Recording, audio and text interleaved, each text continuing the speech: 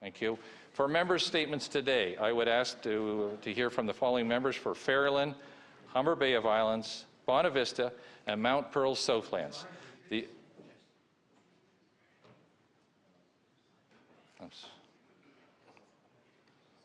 honourable member for Ferryland. Thank you, Mr. Speaker. I rise today to recognize Joshua Power, who was chosen as the Youth Service Leader by 4H Canada. Last year, 4H Canada launched Hands to Larger Service program, which is funded through the Canadian Service Corps by the Government of Canada. Its goal is to select and train youth service leaders aged 18 to 25 to co-create the community-focused service programs across Canada. Last year, Joshua participated and was paired with the Hanna District 4H Club in Youngstown, Alberta, where they planned to complete a community park beautification project. This year, he will be working with two clubs in Ontario, the Wellington County 4H in Guelph and the Rockland 4H Club in Rockland. Growing up, he was a member of the I. Sullivan Memorial 4H Club in Calvert for 15 years. He was represented the province at many national 4H events. He was provincial representative of the 4H Youth Advisory Committee and completed his 2-year term in February. Joshua exemplifies the well-rounded, innovative and leadership-driven young Newfoundlanders and Labradorians we have in the province. I want to recognise Joshua and to so many other youth in our province who are making significant contributions. Mr. Speaker, I ask all my colleagues here in the House of Assembly to join me in congratulating Joshua Power on his leadership and commitment to his community involvement. We wish him well in all future endeavours. Thank you very much. Thank you. The Honourable Member for Humber-Bay of Islands. I rise today to recognise Mr. Robert Barrett of Gillens, who was recently named the new illustrious potentate of the Measles Shriners of Newfoundland and Labrador.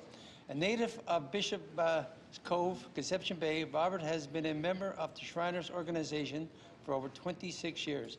He joined the Masonry Order of Freeman Masons in Halifax in 1985 and served as master with the Mother Lodge of Duke of Kent No. 12.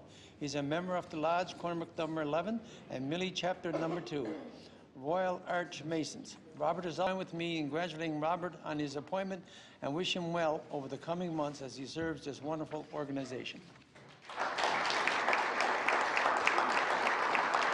The Honourable Member for Bonavista.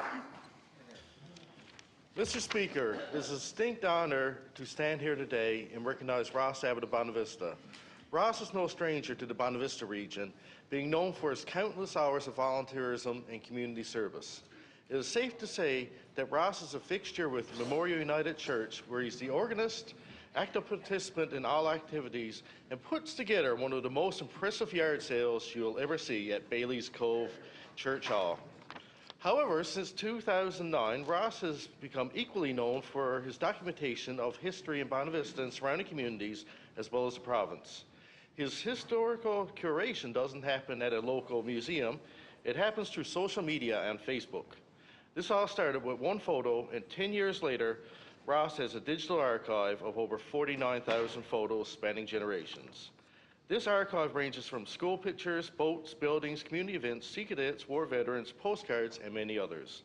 Families have given Ross their photo albums, and it's certainly interesting to see how people changed through the years. Please join me in recognizing Ross's commitment to his community and preserving our history. The Honourable Member for Mount Pearl-Southlands. Thank you, Mr. Speaker. It gives me great pleasure to rise in this Honourable House to recognise the accomplishments of 9 individuals who have given their time and talent to the sport of hockey in the city of Mount Pearl. 4 of these individuals, Harry Bartlett, Jerry Evans, Bonnie Evans and Mimi Stiles, have been inducted into the Mount Pearl Minor Hockey Hall of Fame in the category of Builder. 3 others, David Bailey, Terry Ryan Jr. and Roy Smith in the Player category, as well as 2 others, Doug Brett and Randy White in the Officials category. Hockey, like many other sports, provides tremendous benefits to our youth, not only from a health and wellness perspective, but also in providing lifelong lessons such as the value of hard work and commitment and in working as part of a team. Through the tireless efforts and unwavering commitment of these Hall of Fame inductees, many young people in my community have benefited from both a physical and social point of view and have gone on to be very healthy, well-rounded and productive citizens. I would ask all members of this Honourable House to join me in commending these individuals for their contribution to this great sport and in congratulating them on being inducted into the Mount Pearl Minor Hockey Hall of Fame. Thank you, Mr. Speaker. Thank you.